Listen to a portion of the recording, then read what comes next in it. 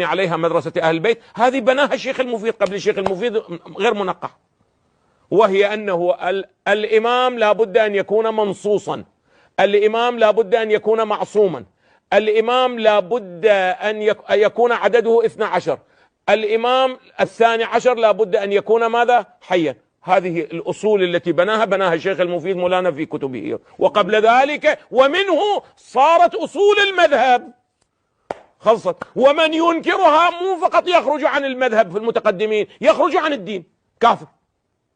هسه منو بناها؟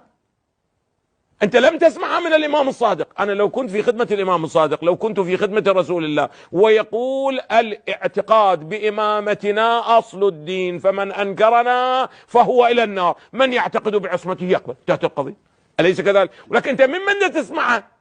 تسمع من الشيخ المفيد الذي هو في القرن الخامس أواخر الرابع يعني بينه وبين النبي 4 قرون، واتخذت وأصلا مسلما. يعني الآن أقولها بشكل واضح وصريح لكل من يتابع هذه الأبحاث، أن هذه الأصول التي توجد الآن تبنى عليها مدرسة أهل البيت هي التي بناها الشيخ المفيد، فهذه هي القراءة المفيدية لمدرسة أهل البيت.